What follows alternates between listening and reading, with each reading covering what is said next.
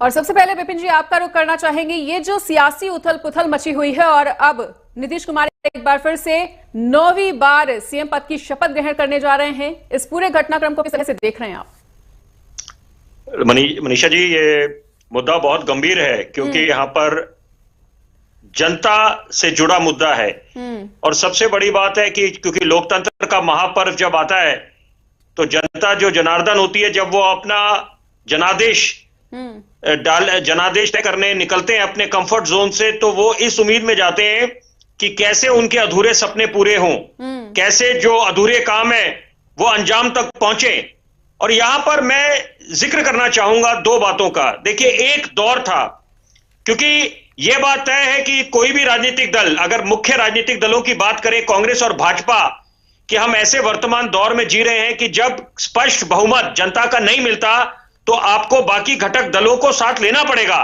और देश के पूर्व प्रधानमंत्री डॉक्टर मनमोहन सिंह साहब ने एक बड़ी ऐतिहासिक बात कही थी। उन्होंने बोला था गठबंधन की मजबूरी, कंपल्शन ऑफ कोलिशन, वो भी एक कटु सत्य है, कड़वा सच है जिसको स्वीकार करना पड़ेगा। तो यहां पर जब आप दूसरे घटक दलों को साथ जोड़ते हैं तो विचारधारा उनकी अलग होती है और अमूमन ऐसा देखा जाता है आपके कट्टर विरोधी भी हैं, लेकिन आपको सत्ता पे काबिज होने के लिए उनके साथ हाथ मिलाना पड़ता है। तो मैं बोलना यह चाहता हूं, सबसे जरूरी बात, क्योंकि आपका चैनल अव्वल दर्जे का है, बड़े लोग इसको बड़ी उत्सुकता से विश्लेषकों की बात सुनते हैं। एक दौर था जब बाकी राजनीतिक दल भाजपा से दूरी बनाते थे, वो बोलते थे कि नहीं, यहां पर इनके साथ हाथ मिलाए तो हमारे को सांप्रदायिक बोला जाएगा मंदिर को लेकर। तो यहां पर आज वो दौर है, खासतौर पे जब प्राण प्रतिष्ठा का समारोह हुआ है, राम मंदिर का निर्माण चल रहा है इस समय, तो वहां पर भाजपा से, क्योंकि हवा का रुख नेता समझ रहे हैं, राजनीतिक दल समझ रहे हैं कि हवा का रुख किस तरफ जा रहा है और popular mood off the nation क्या है। आप इतने वर्षों से बोलते थे, तब तो आपने बोला नहीं 2014 के पहले कि लोकतंत्र खतरे में आ गया है या आवाजें एक घुटन महसूस हो रही है, तो वहां पर भी तो है ना कि आपने popular mood off the nation को आपने सप्रेस करके रखा, उसको दबा के रखा।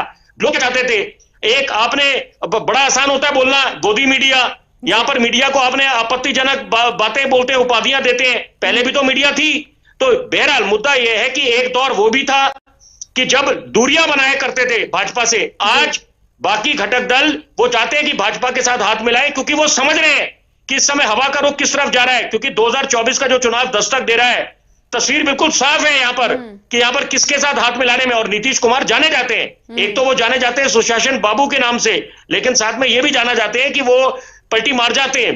ठीक है। और लेकिन यहां पर अगर समय की नजाकत देखते हुए कि यहां पर किस तरफ किसके साथ हाथ मिलाने में फायदा है, तो यहां पर क्योंकि अगर ये भाजपा के साथ हाथ मिलाया तो मुख्यमंत्री बने रहेंगे। और निश्चित बात है कि भले सीटें, कि लोकसभा चुनाव में इस पूरे घटनाक्रम का क्या कुछ असर देखने को मिलेगा?